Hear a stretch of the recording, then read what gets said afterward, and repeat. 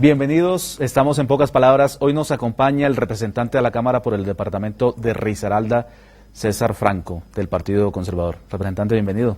Un saludo fraterno a todos los colombianos. Bueno, representante, usted practica con frecuencia fútbol y natación, ¿correcto? ¿Con cuál se inclina más? Jugué fútbol hasta hace muy poco. Lo que ocurre es que las campañas políticas ya lo obligan a uno a parar. Sí. Entonces hemos reemplazado el fútbol por ciclismo, por atletismo, por natación. ¿Y dónde se siente mejor? Me siento mucho mejor en el ciclismo. En el ciclismo. Sí. ¿Y con qué frecuencia lo practica? Pues me han ordenado que haga unas 3 jornadas de ejercicio semanal, pero no, la verdad nuestras agendas son muy complejas. Tengo que hacer ejercicio dentro del apartamento en horas de la madrugada o en horas de la noche, y al aire libre en la madrugada de los días sábados. ¿Porque le gusta o por recomendación médica? Porque me gusta y por recomendación médica, porque nos tenemos que cuidar mucho, tenemos que trabajar muy duro por este país y hay que estar en buen estado físico y en buen estado espiritual además. De acuerdo. Representante, hincha del Deportivo Pereira, ¿confía en que en el 2013 esté otra vez en la A? Sí, sí, indiscutiblemente. Es un equipo que viene trabajando con mucha determinación, con entusiasmo. Esa crisis en la que ha estado sumido el Pereira le ha generado unas profundas reflexiones a sus militantes, a sus aficionados, a las directivas y por supuesto al equipo. Yo confío mucho en que el Deportivo Pereira sale adelante otra vez. Es decir, su tesis es que la crisis de descender le sirvió mucho al Pereira. Claro, las crisis normalmente generan muchísimas reflexiones. Normalmente en las crisis salen cosas positivas. En las bonanzas la gente se relaja, las organizaciones. Sí. Un tema como muy parecido a lo que ha ocurrido con las bonanzas que ha tenido, por ejemplo, el vecino país de Venezuela. En las bonanzas se relajan, se olvidan que hay que desarrollar el país. Y lo mismo ocurre con el fútbol. Normalmente en el fútbol se aplica aquella frase de que lo que sube cae y que lo que cae sube. Yo sé que el Deportivo Pereira va para arriba, muy para arriba. Muy optimista entonces. Totalmente. Representante, usted es de una familia muy numerosa, ¿no? Sí, integramos una familia de 15 hermanos, somos 9 hombres, 6 mujeres. Mis viejos, pues de una tradición paisa, vivieron juntos 55 años, ya fallecieron, pero los 15 hermanos vivimos todos. 55 años vivieron. Vivieron 55 años, cómo no. Es una familia típicamente paisa, ¿no? Típicamente paisa, cómo no. ¿Y logró reflejar ese núcleo familiar de padre y madre a su hogar propio? Sí, tengo 5 hijos. Tengo 5 hijos, tengo un nieto. Es decir, claro, siguiendo el ejemplo, no para llegar a ese número, pero sí, familias numerosas. Se acercó ahí, digamos, casi al 30%. Estamos de acuerdo, me parece que eso es un término más que racional. Sí, 5 miembros en la familia. Representante, ¿en qué términos usted plantea, digamos, sus confrontaciones políticas? Yo soy muy amigo de los argumentos contundentes. Cuando el debate, la confrontación, se sitúa exactamente en el poder que da la razón, son debates altamente productivos. De lo contrario, es mejor callar. ¿Cuántas veces ha tenido esa clase de confrontaciones desde el punto de vista de argumentos? Muchas veces. Yo he tenido la fortuna de hacer una carrera política desde abajo. Yo me he hecho desde un consejo municipal, luego fui candidato a la Cámara de Representantes en el año de 1994, fui toda una sorpresa política, no gané, pero ese mismo año de 1994 aspiré a la alcaldía popular de mi tierra, Santa Rosa de Cabal, la gané con un gran candidato de la época, contra todos los pronósticos. Cuando inicié mi periodo administrativo como alcalde popular, generé muchísimas confrontaciones porque puse a prueba todos mis principios, esos principios que se obtienen a lo largo de esa fuerza del ejemplo que nos dan nuestros padres. Y me tocó confrontar la politiquería de la época.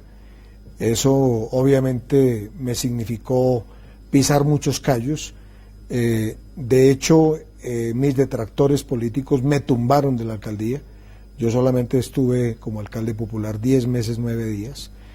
Me replegué, siendo muy joven, a mis negocios personales, que siempre los he alternado con el ejercicio público, y luego de 5 años retorné a la arena política y me convertí en diputado a la Asamblea del Departamento de Risaralda por 3 periodos consecutivos. Luego renuncio y llego a la Cámara de Representantes en las circunstancias que usted conoce. Total, he tenido que confrontar permanentemente. Ha sido una carrera política difícil porque he tenido, digamos, dificultades económicas. Yo no soy un hombre boyante en términos económicos. Soy un hombre rico espiritualmente, tengo una buena salud que me permite interactuar con las comunidades con muchísima voluntad, con mucha destreza, con mucha agilidad. Pero bueno, Dios me ha permitido sostenerme en el camino de la vida pública a pesar de todas esas confrontaciones y dificultades. Representante, ¿un banco lo salvó de la vida militar? Un banco, ¿cómo le parece que yo ya me preparaba? Yo me preparaba para exámenes en un mes de agosto, por allá a comienzos de los 80, para ingresar a la Escuela Militar de Cadetes. Y simultáneamente me enteré de una convocatoria que estaba haciendo el Banco Central Hipotecario, justamente en las oficinas de mi tierra, Santa Rosa de Cabal. Era una oficina que dependía de la capital, de Pereira, y me presenté, por aquella época era un estudiante de supervisión a nivel comercial e industrial. Me presenté al banco, gané la entrevista, tomé posesión y se embolató la carrera militar. ¿Y no le quedó ahí como la espinita? Me quedó la espinita, pero uno a veces la vida la tiene que dejar fluir. La vida se encarga también de mostrarle a uno el camino. Y efectivamente me desempeñé como funcionario bancario a lo largo de casi 3 años. Inmediatamente salí del banco, incursioné en el mundo de los negocios y casi que de manera simultánea en los terrenos de lo público.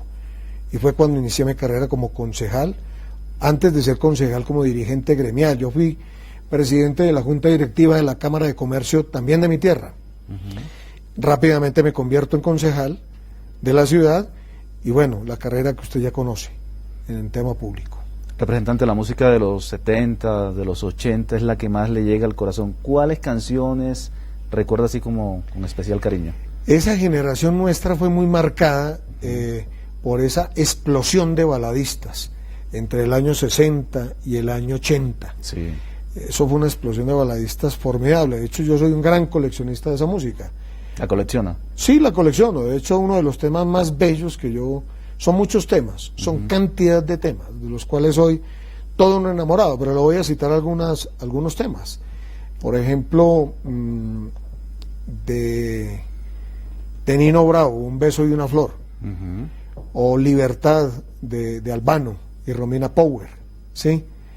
O la música de Mercedes Sosa, o la música de Ana y Jaime, Café y Petróleo, Ricardo Semillas, o temas como El misterio del mundo de Leo Dan, que fue una de las primeras canciones que compuso Leo Dan, y digamos de los temas más recientes de baladistas de esa época, de Julio Iglesias.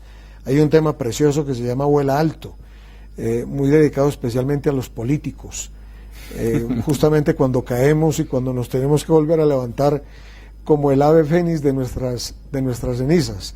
Vuela Alto, un tema bellísimo de Julio Iglesias. Y así por el estilo, cantidad de canciones, no solo de hombres, sino de mujeres. Claudia de Colombia marcó una época, digamos, una de las expositoras de la balada colombiana y del mundo entero en su momento fue Claudia de Colombia. Total, pues que a mí esa época me marcó. Basilio, por ejemplo, un excelente baladista panameño. Y así por el estilo, los baladistas de México, de Argentina, de España, de Brasil. Brasil, por ejemplo, tengo toda la colección de Roberto Carlos, de Nelson Ned, de Nilton César. Es decir, fue una época para mí maravillosa, todavía la disfruto. Usted es un experto, podríamos fácilmente colocarlo a presentar un programa de radio con esa clase de música. Con toda certeza le hablo con la propiedad del caso, porque ese es un tema que lo he vivido desde muy pequeño hasta los tiempos actuales, y la sigo disfrutando además. Representante, otra circunstancia de la cual se salvó fue de morir en un accidente de tránsito, ¿no? ¿Cómo fue esa experiencia? Sí, siendo muy pequeño, en la casa armaron un paseo hacia la ciudad de Cartago, en un Jeep Land Rover. Yo era un niño, pienso que tendría por ahí 8 años, y en ese Jeep íbamos, yo creo que más de 25 personas.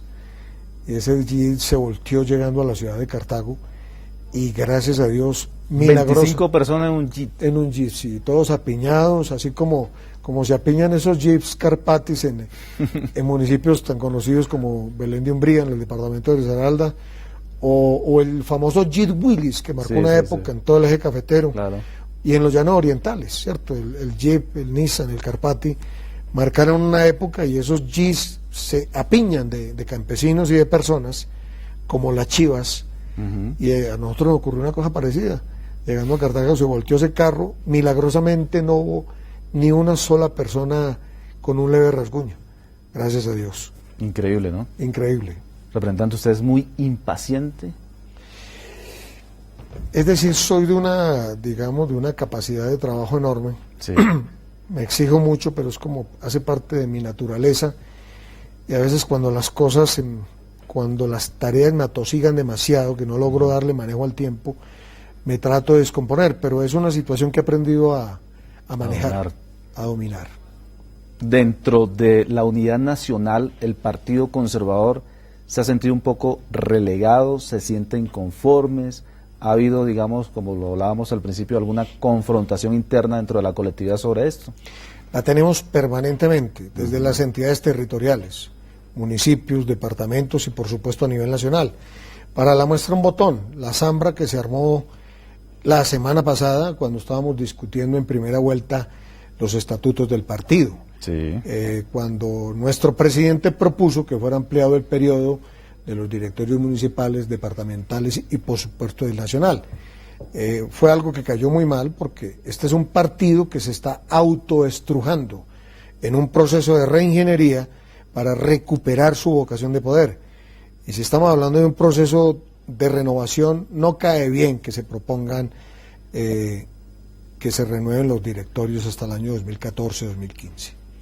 De tal manera que este es un partido fuerte, este es un partido que renace con muchísima facilidad, y hoy es un partido que le reclama con toda contundencia a su dirigencia reacción frente al país. Y naturalmente, digamos, en esa crisis que está viviendo institucionalmente el partido, nos hemos sentido incómodos con el gobierno nacional, pero incómodos, digamos, entre comillas, porque este partido, incómodo y todo, hace parte de la unidad nacional, y en esos propósitos del presidente Santos, yo por lo menos acompaño con toda determinación el proceso de paz, pero un proceso de paz bien estructurado, y para lograr esa estructuración, para que ese proyecto sea duradero, para que le sirva al país para ser competitivo, para generar riqueza nacional, tiene que ser un proceso absolutamente consensuado, un proceso paciente, un proceso lleno de buena voluntad.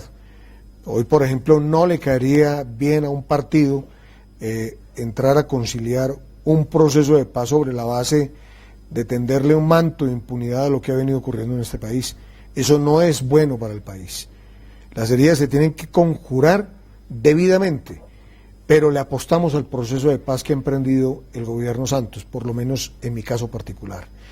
Y me parece que el gobierno del presidente Santos debe entender que este es un partido histórico, que ha contribuido a lo largo de más de 160 años a la construcción social de este país.